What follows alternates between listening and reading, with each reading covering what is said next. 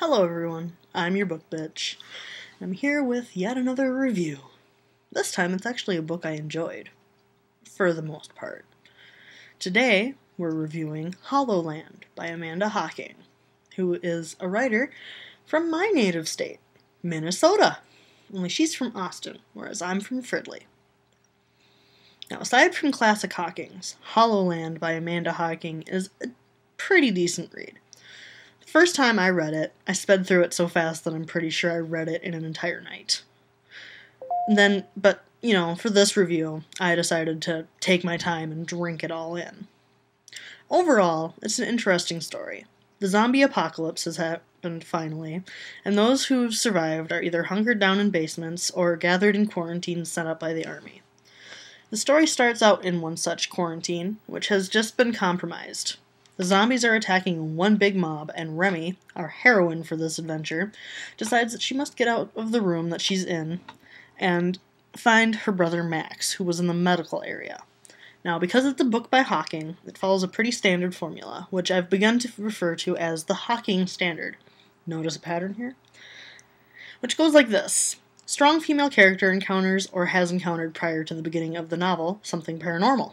Strong female character has a pretty good wall built up to shield herself from getting attached.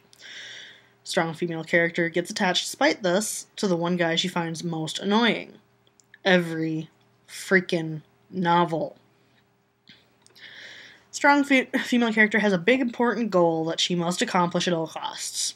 Strong female character accomplishes said goal, but at a price that is usually pretty much something you wouldn't really want to do for the expected outcome. Overall, it actually has very few issues, most of them due to lack of proper editing. There are quite a few sentences that are missing periods, or sentences that are missing words, which, as we've noticed, I refer to as classic Hockings. Because in her earlier books, she did this so much that it was just funny. And let's see here. But most people wouldn't really notice these. I, of course, did, because I'm the book bitch. The book bitch has to notice these things. It's my job. Things I really liked about this book were the creative names.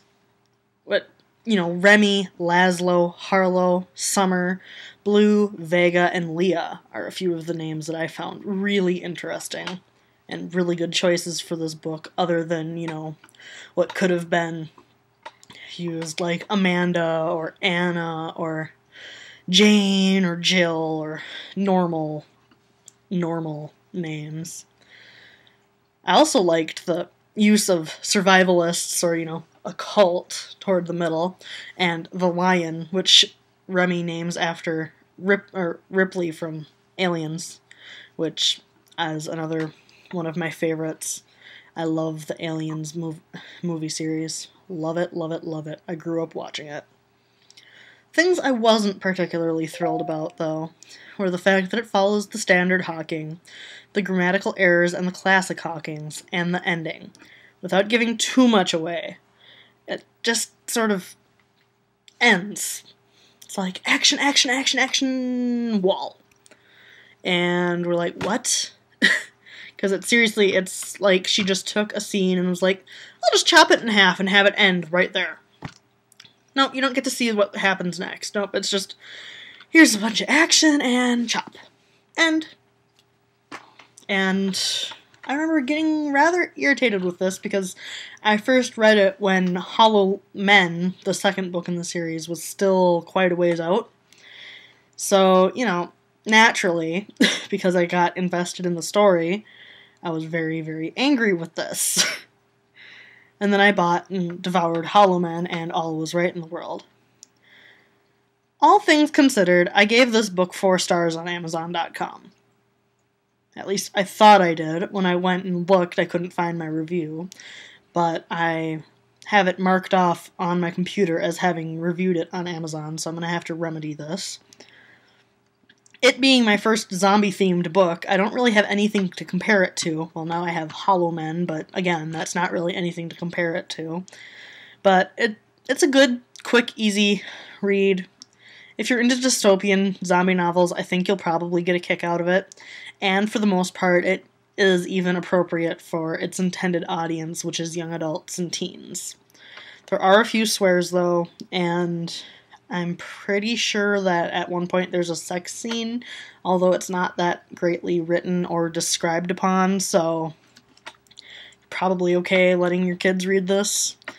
Anyway, that's Hollowland. Surprisingly, I have nothing to rage about. Even more surprisingly, I don't need a drink.